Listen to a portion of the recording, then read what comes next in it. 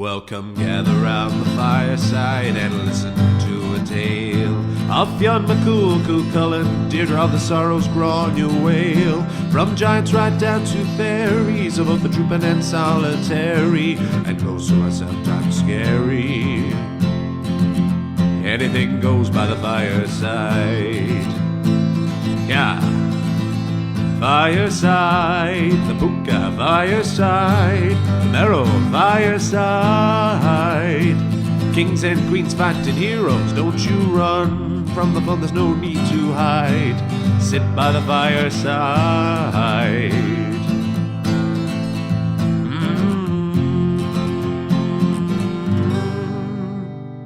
Fireside.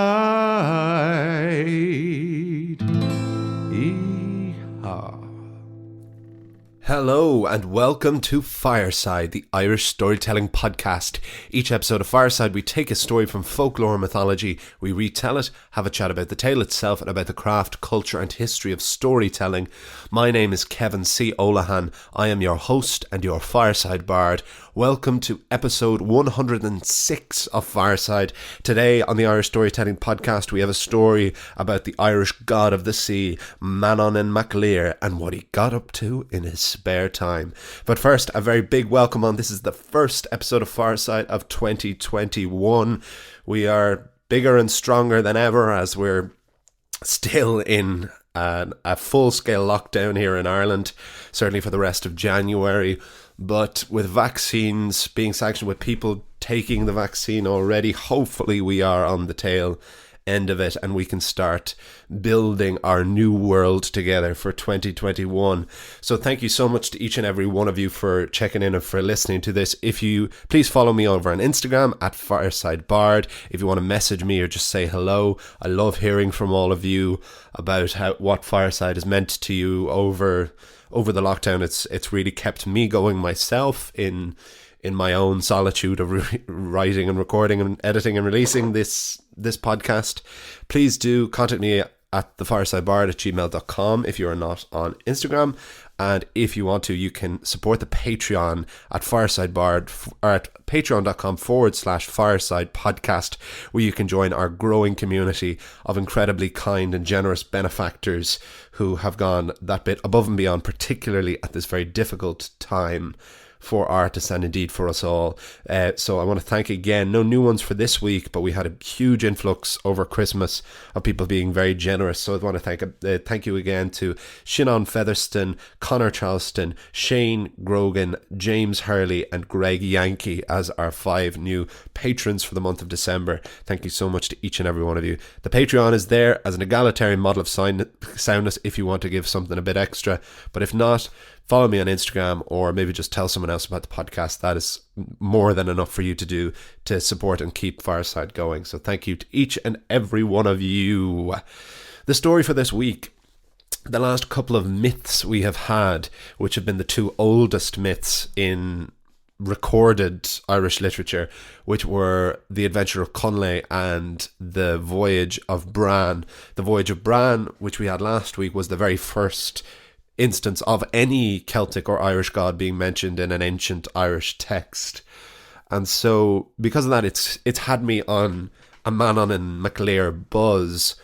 And basically for the first couple of years of Fireside, when we've been dealing with the myths, we've been going in a chronological way, trying to do a broad stroke sweep through the entirety of Irish mythology and through the 4 cycles, which we have done. But now it's really time to fill in the blanks. And so this new saga or this new cycle I'm going to try and craft over the next couple of months will be just on all of the gods. I want to meet as many of these Irish gods as we can because there are a lot of stories about them. There's a lot of little nuggets, so sometimes I might have to bunch together a couple of little mini tales to make a full episode, but I want to meet our pantheon. Because a lot of the time these gods only pop in and out, and some of them are major and some of them are minor. Sometimes gods that we think are major are actually surprisingly minor and only appear in 1 or 2 tales. As one of my biggest discoveries recently was that Lir, as in the children of Lir, is a figure who only appeared as recent as the 13th century, whereas Manannán Mac Lir, who's supposed to be his son and his subsequent god of the sea, is about 1,000 years older than Lir, and we don't think that Lir was ever actually worshipped as a deity. We don't think he was a god, whereas there is a strong case that Manannán Mac Lir was in fact worshipped as a deity, and that Manannán Mac Lir literally just means son of the sea and the god of the sea, that there was no Lir before him. So because of that, I really want to dive as much as possible into these. Now, Manannán is a particularly good one to be starting with because he's the first one mentioned, was almost definitely worshipped as a god, and there actually is quite a lot of stories about him. So I sifted through and I put this episode together. It's kind of a mini tale and a main tale, so kind of a Pixar short and then a main tale, and we'll talk a bit more afterwards. But this is Manannán at play on Fireside.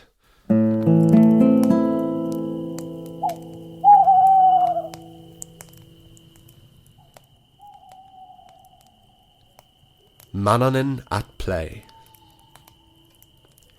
There was once a man and a magician. The magician was demonstrating marvels and illusions for the man. He was at the climax of his performance, his best trick yet. He was past the pledge and the turn. It was now time for the prestige. The magician took from a silk bag a hair. Not a hair as in on your head, but as in a rabbit's longer cousin. Of course, rabbits in magic tricks are now as old as top hats and tails, but this was the very first trick performed on Éire's shores. But the magician did not stop with the hair. After the big rabbit, the mage pulled a dog. He then told the dog to chase the hare. Next from the bag came a young boy, and finally a young girl. The girl was to chase the boy, who was to chase the dog, who was to hunt the hare. The man looked on in amazement at the hunt before him. But soon the line of pursuit disappeared from sight, and the magician grew worried. "Come," he said, "I worry the dog has killed the hare, and the girl has coupled with the boy." The man wondered what the magician had thought would happen, but he didn't say this. Soon they found the four creatures, and sure enough, there was the dog gnawing on the bones of the big rabbit, and the two youths in each other's arms. The magician was in a rage. He took his sword and sliced the boy's head clean off. The man was horrified. "I don't call that entertainment." The magician sighed before picking up the severed head and placing it back on the boy's shoulders. The magician then took a piece of herb, placed it on the youth's lips, and the boy came back to life. But the man still looked on in horror. "You've put his head on the wrong way. I'd rather be dead." The magician was annoyed now. He placed a hand on either side of the boy's head and twisted it 180 degrees. With a crack that should have killed the boy a second time, he was nonetheless as good as new. The creatures then returned to the silk bag. The magician then disappeared into the sea, and the man never told a soul of what he had seen that day. But then again, if that were true, how am I telling you this story now? But after the fall of the Tuatha Dé Danann, when they had faded from the land into the earth and memory, retreating into the other world, it was Manannán Mac Lir, god of the sea, who became their high king. It was Manannán who found and built homes for his own kind, whether that was on his own domain of the sea or not. But as the time of the mortals grew, and king followed king, more and more the god of the sea liked to visit the mortal world and mess in their affairs. And during the reign of Dubh O'Donnell, or Black Hugh O'Donnell, in the kingdom of Tir Connell in today's County Donegal, there was once a great feast. Over the hill towards the keep came walking a clown. He was wearing suitable clown gear, baggy, tattered, stripy clothes, oversized shoes filled with puddles of water that squelched loudly as he walked. His sword hung naked by his side, and his messy straw hair and big ears protruding from under his tattered cloak. The clown approached the king, who asked this stranger, "Who are you, and where did you come from?" "It's not where I come from that matters. It's here I am now," said the clown sagely and cryptically. King Hugh summoned his keep's gatekeeper. "Did you let in this clown?" "No, my king. I've never seen him before." "A fine gatekeeper you are, so why is it that I keep you alive?" "Leave him be, Dove O'Donnell," interjected the clown. "It was not his fault. It's easy enough I was able to get into your house, and it's easy enough I will leave it again."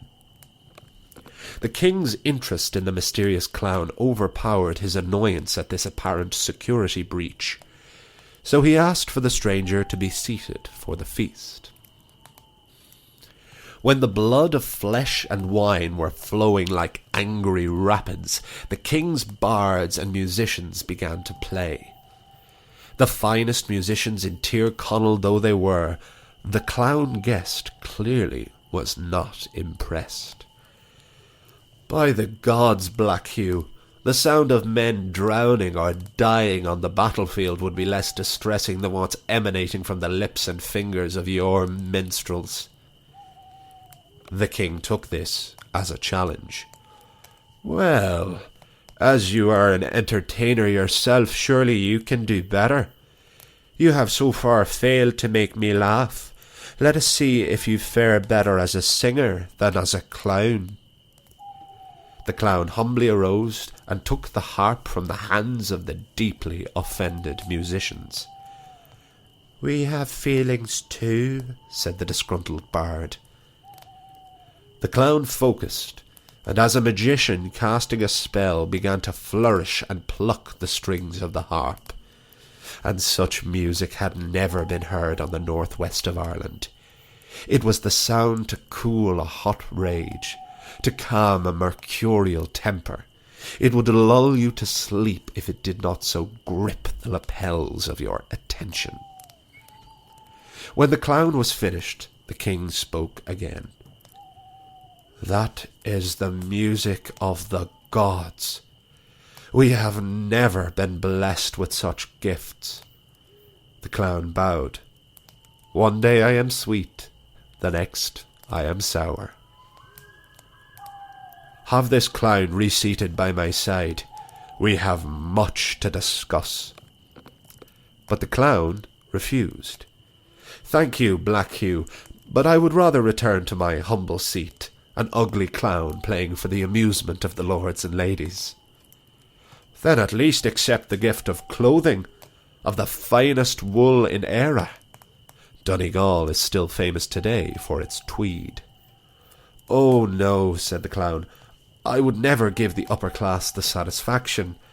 I am not for them to boast about how they donated clothing to a poor musical clown." This seemingly socialist apparent ingratitude was a total bafflement to the court of Tir Connell. Dove O'Donnell began to suspect that this stranger was not of their world.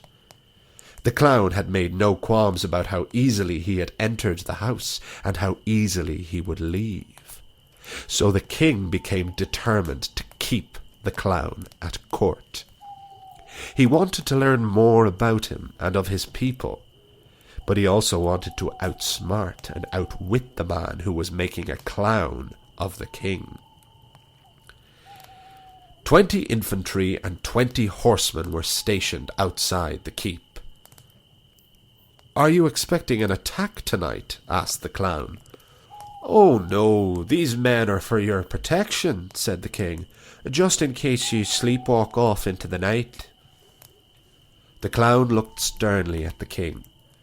"It is not in your house I will be eating tomorrow night, if that's what you're thinking. I already have dinner plans in another king's keep." "It most certainly is," cried the king under no more passive pretense. "You will stay here as long as I see fit, and if you even try to leave, I will knock you unconscious myself." The clown said nothing. He merely picked up the harp again and began to strum. The king and his court once again became enchanted by the otherworldly tune. When he felt them all sufficiently under the music's spell, the clown called to the soldiers stationed outside. "Here I come, lads. Keep a close watch on me, or you might lose me." When the soldiers heard this, they raised their swords and axes high in the air, ready to strike the smarmy clown.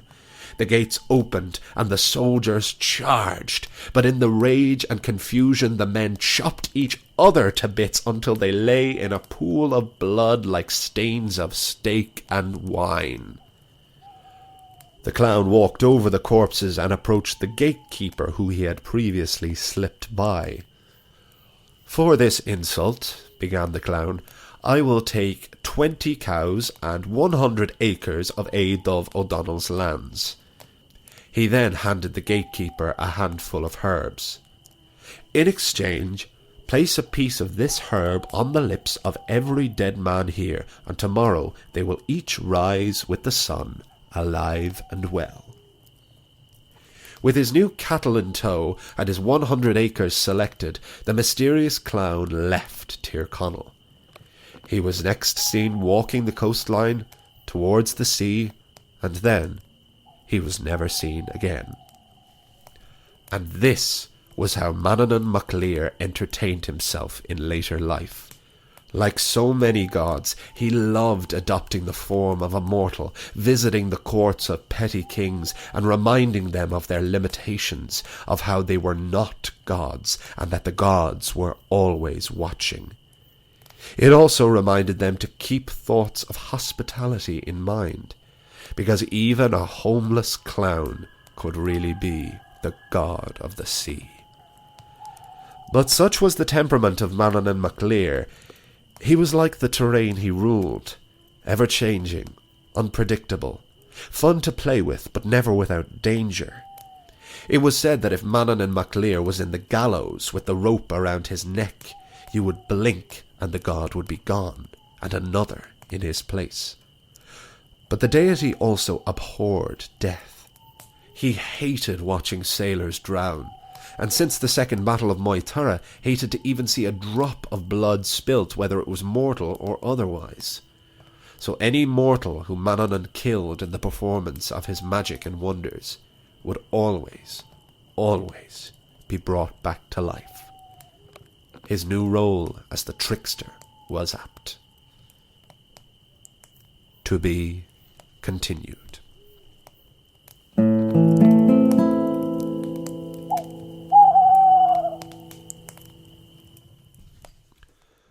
And that is the story of Manannán Mac Lir at play on Farside, or rather these two stories.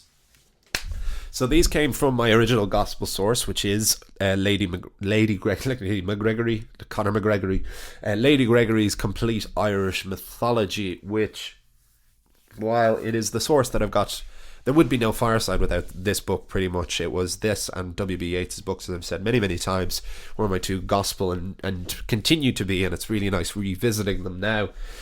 Mostly they have, it's laid out as the stories, you know, but she does have a section towards the end of the first part of the book where she has individual chapters dedicated to individual gods, which have now been a great resource to me in recent times. They were where I found the source for The Voyage of Bran and The Adventure of Connlay, and these are all Manannán stories. They all come under Manannán's chapters, because Manannán actually has a couple of chapters dedicated to him, because there was quite a good many stories about him. But he is a supporting player, or like, that's even generous. He is a cameo appearance in most of the stories, like so often stories with the gods are, once mortals get involved. But so he's such a fascinating character, and one that we know definitely was worshipped as a god. So it's no surprise that there are so many stories featuring him, but I wanted to do one that had him as the central figure. But of course, it being Manannán Mac Lir and a trickster, elusive god, it's never explicitly him. We have him in the form of this incredible clown. It's incredible to picture a clown still as we would view them today, but in ancient Ireland. And who knows about how, if this is a more recent tale or an ancient tale, but it reminds me certainly a lot of the likes of Loki and Zeus in Norse and Greek mythology respectively, of the idea of the god in disguise and visiting the mortals. That's always been one of my favourite aspects of all mythologies, is this deep respect of hospitality. And I'm reading an incredible book at the moment on the Brehon laws, which were the system of laws from ancient Ireland, even before the Celts arrived. Basically the laws that evolved from belief in the Tuatha Dé Danann, and it's been incredible to learn a bit more about them. It's called Brehon Laws, The Ancient Wisdom of Ireland, by a writer named Joe Kerrigan, who's a wonderful, clear writer. It's a really entertaining book. But one of the laws about hospitality was that an innkeeper could not refuse to accept someone into their home or into their inn. They had to accept all, and if not, they would be punished accordingly. So naturally, there are going to be so many stories about the value of hospitality, and this certainly is one, because of the 150 odd Tuatha kingdoms that would have been in Ireland, in ancient Ireland at this time, you were not protected if you went outside your Tuatha. If you were a nobleman or a labourer or a farmer or a serf, whatever, you were only protected by your king if you stayed within your kingdom. If you went to another kingdom, you had no rights anymore. The only exceptions were kings on emissaries, as long as they were peaceful, or if you were a judge or a poet or a bard. So it was the storytellers and the poets and the singers. They could travel freely between kingdoms. And so here we have an example of this, of a strange entertainer entering a kingdom, and the warnings to not force yourself upon them, because you could imagine being a petty king and having this incredible entertainer come in and sit at your court, and you would naturally want him to stay always, you know. If you had, say, just Tom Jones, you know, just wander into your court. That seems like a very left field guess. It's because he was on Jules Holland's Hootenanny on New Year's Eve, and he is still, even in his 80s, he is still one of the best singers in the world. But Tom Jones, or Christy Moore, or Billie Eilish, anyone, imagine this incredible artist come in, wandering around and just appearing in your kingdom for one night only. Naturally, you would want them to stay, but this is a warning to respect that law of the freedom of bards and judges and poets, that they must be allowed to come and go as they please, because they had such an important role in society, because they were the keepers. Before anything was written down, they were the keepers of all knowledge, of family histories, of stories, of everything, and of course of entertainment. And so we have that reason to be respected as well, and then this double thing that particularly features in a lot of Norse mythology, of that you need to respect strangers because you don't know who they are, and they could be anyone, you know, they could be a god in disguise. But there's a lot that's very folk tale-y about this, very like a fairy tale, this story. It actually, there was quite a bit more to it. There's more places that the clown goes to, that Manannán goes to, but there was none as good or none as strong, I didn't feel, as this first visit. I thought the whole story was here, and then I couldn't resist but put this tag in at the beginning of this incredible magic trick of the hare and the boy and the girl. It is interesting, isn't it, that, you know, that is the cliche image of magicians now, is the rabbit in the top hat. And here we have an ancient Irish case of a hare being pulled from a bag by a magician who is the god of the sea in disguise. So, total coincidence possibly, but that the image of the rabbit coming out of the hat of a rabbit in magic goes back at least that far. So I think that is also wonderful.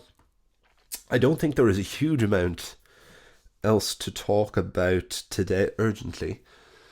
Just looking back through it again. This worth saying that this Black Hugh O'Donnell was a real king, as is always wonderful when they kind of when these stories brush with history, as that's where you get really interesting when the lines are blurred, which we saw. We saw Brian Boru was kind of the tail end of that, of a real king who we know a huge amount about, who's on the tail ends of mythology, but mythology is still hanging on with him, and there are still legends that may or may not happen, and of course then more fantastical tales that almost certainly didn't happen. But that goes right back, and the O'Donnells of Tyrconnell were one of the great houses of ancient era, and we have an incredible Black Hugh O'Donnell, or A. Dove O'Donnell, which is just an incredible name. Some others included, we have a Red Hugh O'Donnell, much later on, he's around the time of the end of the Gaelic occupation during the Elizabethan conquest. He was one of the last ones, I believe, and I think it's his defeat that leads to what was called as the Flight of the Earls, which was the official end of Gaelic Ireland in Gaelic society, until then the Gaelic revival in the late 19th century, which led eventually to our independence. But so Black Hugh O'Donnell was undoubtedly a descendant of Red Hugh O'Donnell. And then who knows how many all the hue colours of the bow, from black to red and everything in between.